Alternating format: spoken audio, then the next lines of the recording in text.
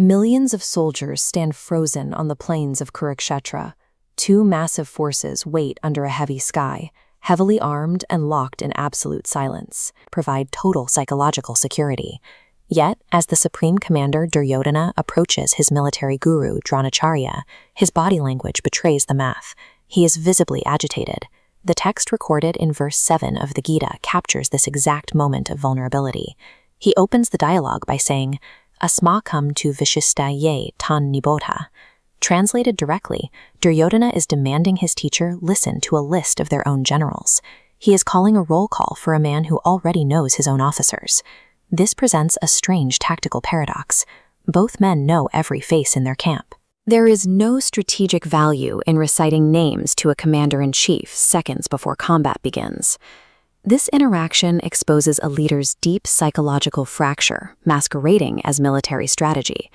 Duryodhana is using technical data to drown out a rising sense of dread.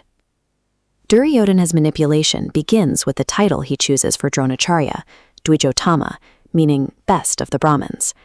By addressing his commanding general as a priest and a scholar rather than a warrior, Duryodhana is performing a clumsy act of flattery, attempting to stroke the ego of a man he fears might not be fully committed to his cause. Duryodhana structures his flattery as a hierarchy tree. He begins with Bhavan, yourself, elevating Dronacharya to the absolute center.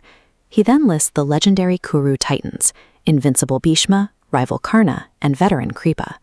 Finally, he adds Ashvatthama, Vikarna, and Samadati, his most capable lethal assets. He summarizes this group as Samitinjaya, the ever-victorious. It's a reference to their historical track records. They are men who have never known defeat. Duryodhana's name-dropping serves as a calculated mechanism to bind wavering loyalties before the first arrow flies. He is speaking these names to convince himself that they are truly on his side. This diagram reveals the friction behind the Kuru lines. Bhishma is bound by a lifelong vow to the throne. Karna fights to repay a personal debt of friendship, and Drona, teacher of the enemy Pandavas, is present only out of professional obligation.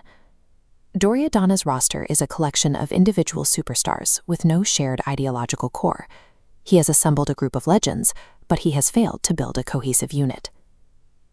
Duryodhana is acutely aware that many of the men he just named harbor deep moral reservations about this war. He knows they are fighting against their own kin and their own consciences. In this moment of panic, reciting the list functions as a self-soothing mechanism. By speaking their names aloud, he is trying to conjure the strength he lacks internally. The vocalization of this list proves that the Kuru army is a fragile coalition. It is held together by the thin threads of obligation and debt, lacking the unified righteous cause of their opponents.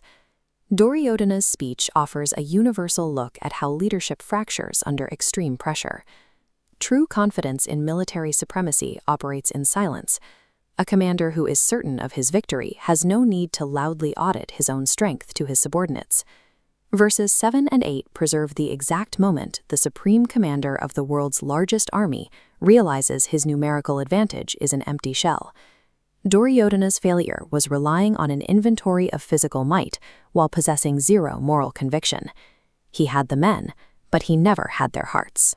He exhibits the universal tell of a terrified leader, the sudden, desperate need to loudly count his weapons to mask the sound of his own internal doubt. The greatest assembly of warriors in human history was commanded by a man already defeated by his own psychological terror before the battle even began.